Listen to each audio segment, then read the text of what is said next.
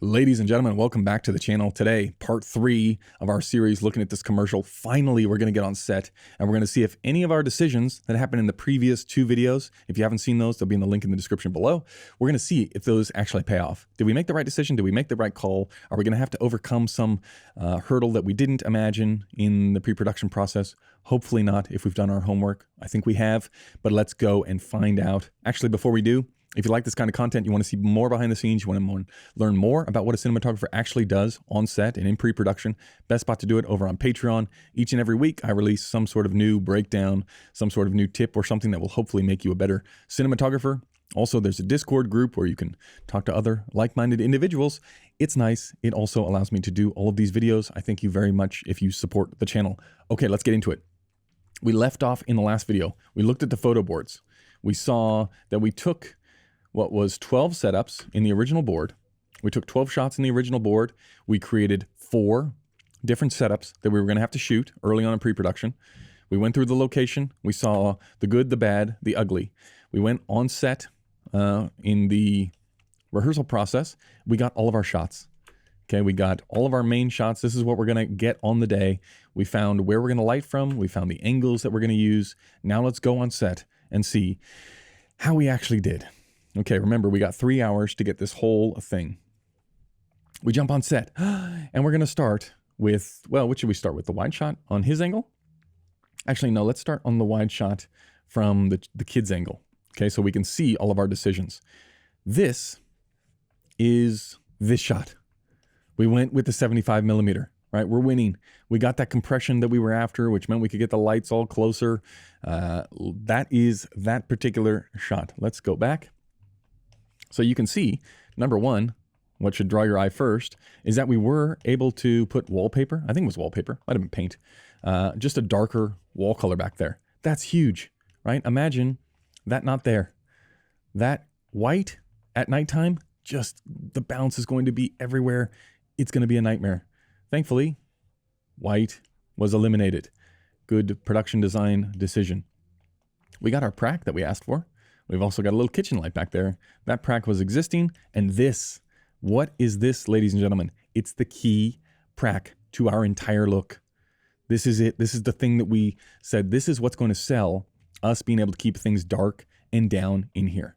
So for lighting here, we've got over here, we've got a little tiny softbox that's happening up here. Might be from even up here, maybe like some Astera tubes that are just giving them a little edge. You can actually see the shadow on the wall. Right, so we have a very small footprint to the left over here. That's giving us just, like, we just need a tiny, tiny bit of level. And you can see the tiny bit of level. Again, it's not like I'm shooting at 800 ISO or 1280 or 1600. I'm shooting at the lowest ISO I can get away with, which is probably like a 400. 400 is usually where it sits in something like this. And that 400 means I'm not going to get near as much bounce back from the white walls. Right? Because I'm separating the values in foot candles. That's what I'm trying to stretch here. Because if this was like a wood paneled wall or something, we could get away with a much more sensitivity. But because it's a white wall and we want to eliminate as much bounce as possible, that's how we do it. We got our key prac here. Above, up here, we've got a little Astera bag setup, which is just giving us all of this stuff on them. Right? Again, we're trying to play it down, down, down. In this room back here, we've got something doing the back wall, right? For just a little bit of ambient exposure. And then we've probably got, I think this is a 6x6 with a grid in it, with either a couple of vortexes or something. Again, I don't even remember, right? I shot this ad. I don't even remember what it is. I don't even care what it is. It's like, is it big and soft? And is it probably on wheels so we can move it around? And does it have a grid on it? Yes. Good. Okay. So you can see the highlight here. That's giving this effect on them. This little edge that's happening on them. That's nice. Then we've got prac, prac, prac. Up here, you can see I went with shears on all the windows except the kitchen one. So behind the kitchen, behind these, we closed all the blinds. We did diffusion on all of them. And then you can see, I talked about before, I think in part 1 of this series, how normally you would do this sodium vapor. And this would be like an inner city loft type look. But we just went with blue and did the exact same trick. It's like, why is it coming from below? I don't know, but you can't really do it from above with these blinds. It doesn't work that way. It's just something to have a little bit of level back there. We couldn't see outside because we're shooting this day for night. So it's a very, very tiny little tint out there, or night for day, sorry. So we're shooting this with a little tent out there. We put a little Astera at the window and just race it up the top. So quite a bit of coordination, but it worked. Our plan to go with a slightly more compressed lens to play this nice and darkened down. And then when Dad's going to stand up, he's going to get lit up by this prac going this way. So you can see the side of the line that we're on is this way. All of the light that we're going to use for the scene is coming from this way. Okay, it's coming this way for them now, and it's going to come this way when Dad stands up. So from there, we go to our 2 shot of the parents. So another standing prac. We didn't talk about that in the original video. We've got our door lamp outside. We've got a little tiny bit of something out there just to give us a little nick in the background. And then also there's something from above up here that is just giving the wall like a little bit of something more around the door. And this is something where if we were only doing these shots, I probably wouldn't add this. I probably would have had something over here. But we've got a shot where the kids walk out and we've got to see them walk out. So it's just about adding level over there. Also, we've got an Astera set up here that it was here sort of pushing straight at them. Well, now in this angle, we just move it further away from camera and it becomes this little edge on their faces. I don't know if you can see that. You can see it mostly in Mom, right? That little tiny edge on them, and you can see it on the cups as well. Little tiny edge. We're also taking this prac that was over here and pushing that 6x6 this way. And that's doing all of this here. Now you're saying, well, Patrick, well, why isn't the prac in this shot? My guess is the prac is not in this shot because this is the same time. This is the B camera long lens version of this next shot. Okay, that's why it's not in there. If you were doing this as a standalone shot, yes, why we would have the prac in here. It would be way cooler with the prac in there. The prac is not in there because we're shooting 2 cameras. And it looks better for the A camera if behind here, let's see, do we see it? Yeah. That's the actual prac there, okay? It gets covered up here because this is the sun when he is walking into his position. So here they have a little photo back and forth. Sun goes on the other side. You can see by his shirt. He ends up standing right here, okay? And then the camera is going to be over there looking this way. That gives us this. Now, this is a perfect opportunity to show you how little room we ended up with over there. Like if we even wanted to light from the ground over here, there's not a whole lot of room there. We go back to our original location photos and where is it? Let's go to it. Here, probably here is the best spot. Like we see this whole back wall over here. We end up seeing everything over here. So there's very little options to even light up from over there, even if we had wanted to. So we put that back. Now, we've got our prac over here, right? That's giving a little bit, but really the meat is coming from that empty space back here with the 6x6 in it. That is giving us all of this. Look, it lights up his whole body from head to toe. Now, it lights up his whole body because he's from so far away, right? We're doing this whole space. And imagine how much the walls would light up if we were just doing a really, really low ambient level. We're doing the opposite. We're going high ambient. We're doing high ambient because we want to take down these white walls, okay? Hardest thing to do. It would be so much easier if these were wood paneled or if they were painted like a dark green or a dark any color. It's going to be way easier to get separation here. We need to get separation through lighting now, and the challenge is that the lighting goes everywhere. So here, we got our 6x6 doing this angle. We've got our Asteras that were pointing at the parents, right? Maybe actually there might have been a second Astera. I think there is, because there's still one on Mom, right? So imagine a Astera tube up here. That's getting Mom. And then another one is getting Dad, just here. This little cell right there. Then we've got no light over here. This is an example. Like it's way too far away. It's way too wide to get any neg in here. It's just not going to happen. So the neg comes from turning off all of the lights that were out those windows in the location photos. We just don't have any of that. And you can see we didn't even, like the shears, the curtains and the shears are actually inside those blinds.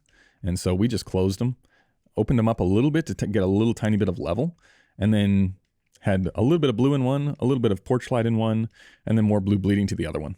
And we did this, I think it was just one lamp out there shining at both windows, and then a little porch something in the corner.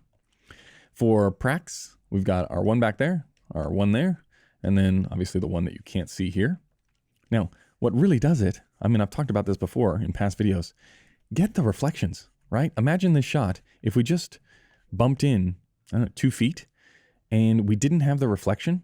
That's losing, it's like a wet down if you're doing exteriors. You want that reflection. You want that little bit of salt and pepper in the image. So we're playing it way, way, way, way, way, way down. Lighting from the side, that one looks good. Now, as we come around, what's going to be the important one? As we go from here, let's bring them up to there, oops, there, to there, to there, to that wide. Now we're going to go in for the close-up. This is like the moment. This is the moment where the dad realizes that, hey, look at that.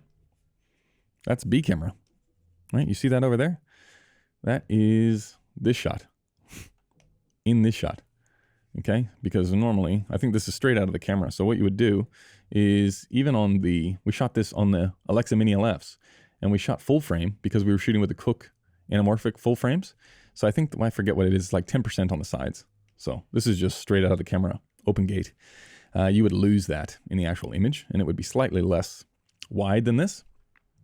But here, remember, there's no prac. Prac is gone. Now we're lighting only from that room that we couldn't see. That gives us enough level over here.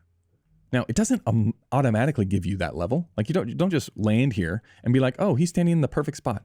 No, he's standing like, I don't know. In reality, he's standing like 2 feet back from the perfect spot. But because we don't really have, we can cheat his position because we're so shallow on the lens that we just pull him forward, say 2 big steps. And now this light from that room is able to wrap around and get the other cheek. We also get 2 eye lights. And then with the overhead light, you can see where here, it's much more sighty from the back. Here, we moved it much more around to the top of his head. And the reason that we did that is if you were to get this shot with that really blast of sighty light, it would just flatten it off. And when we don't want to flatten it off. So I would rather go too much crunch here rather than having it filled in like this. Really, the whole point of this backlight is to just edge him out from this dark background, right? We don't want his hair to blend in.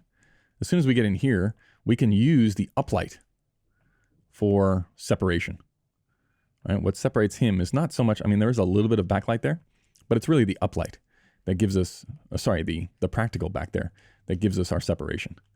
So that's happening at the same time. And this is easy because it is one setup. We go from there into there. The only thing we're really doing here is moving his position.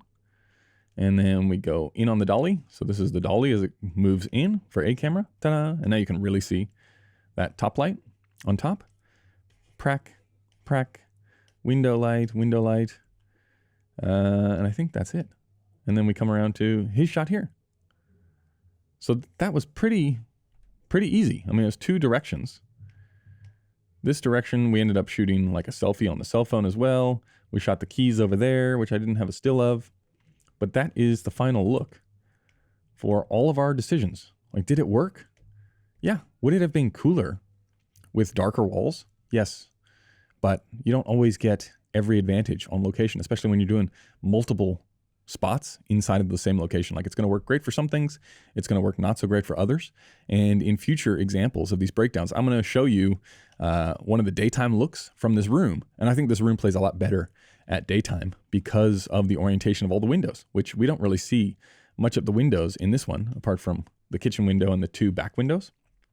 But remember from our location stills, this whole wall has windows down the side of it. And we're going to use those to just like blast, Adam Arkapaw style, Dune, Greg Fraser, like shafts of light. That's what we're going to do for the daytime stuff. So something to look forward to in future videos. All right, if you've got questions on the lighting setup or any other little tricks and tips and techniques and things like that, leave them in the comments below. Again, if you like this sort of content, Patreon is the best spot to get even more of it. I appreciate all the support that happens. Many thanks, and we will see you in the next one. Goodbye.